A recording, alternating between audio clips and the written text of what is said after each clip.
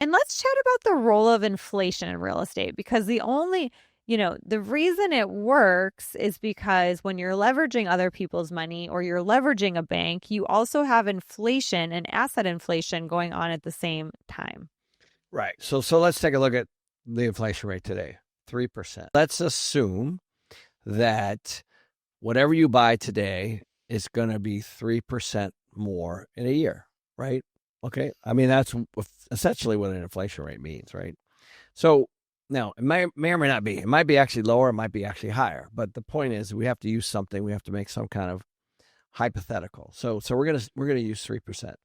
If you buy a home at 3%, I'm sorry, if you buy a home at 500 grand and the inflation rate is 3%, that means that home has inflated 3%. Yeah, that's what that means. Mm-hmm. Okay. Now, if you've only put down 20% of that 500 grand, let's say you put down 100 grand, that means that you've actually borrowed the 400 grand, and that's also made 3%.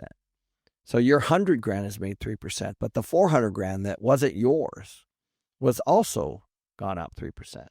So, and that's 12. So, your 100 grand went up by 3 grand, but the 400 grand that you got from a bank went up 12 grand. So this is kind of the point.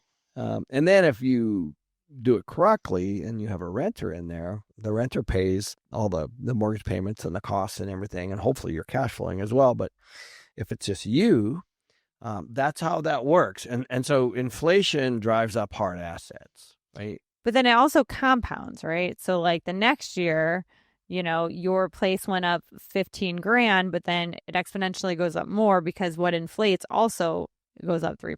Yeah. So next year, now you're at 515 grand, Mm-hmm. right?